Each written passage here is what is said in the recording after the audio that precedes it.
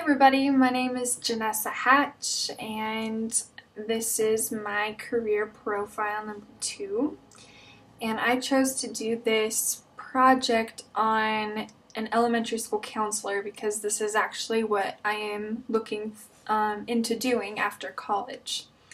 And the website I found was actually an elementary school that I went to back in the day.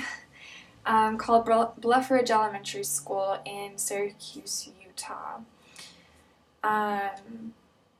The work environment, so it's a fairly average organization. It's an elementary school with a few portables. The counseling office is just a section of the school where kids can come in to chat or get help from me, and I would also be going to classes, observing things, and helping the students out there.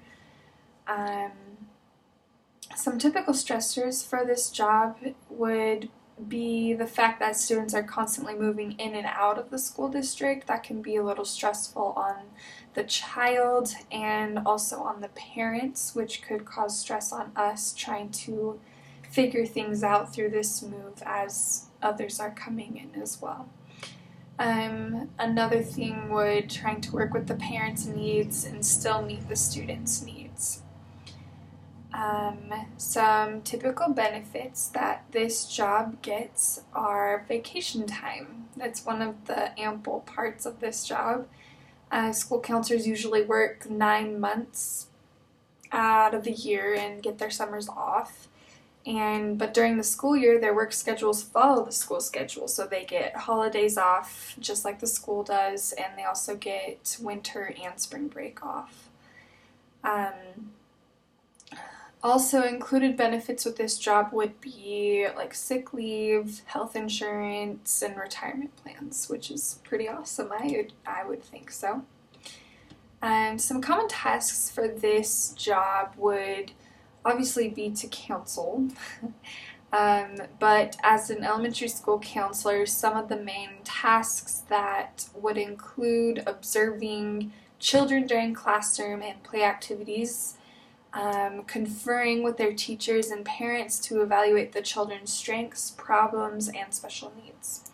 They also need to make sure that their curriculum addresses both the academic and developmental needs of the students, which could also be a typical stressor because maybe the teacher's not really meeting those needs, so you're having to meet those needs with the student as well. But in elementary school counselors, they typically do less vocational and academic counseling than high school counselors do. High school counselors usually focus more on like the future college-wise and trying to help them be prepared for college, whereas elementary counseling is more for developmental things and support. To be an elementary school counselor, all states require school counselors to hold a state school counseling certification and to have completed at least some graduate coursework. Most require the completion of a master's degree.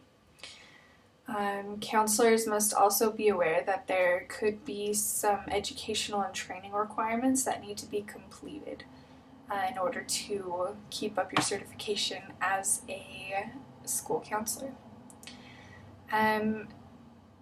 When I was looking for this starting and experience salary range, I found a lot of the median, and I found this one thing on Google where there were reports showing that school counselors brought home a median salary of $53,370 a year.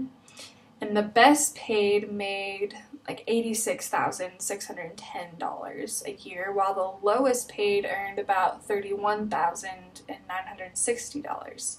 So it ranges from $30,000 to $85,000 annually.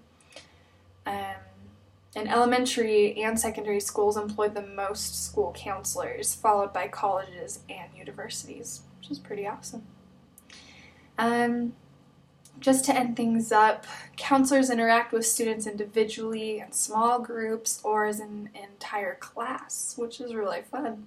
They consult and collaborate with parents, teachers, and school administrators, school psychologists, medical professionals, and social workers to develop and implement strategies to help students succeed, which is the main goal for school counselors, is to help students succeed in everything that they do.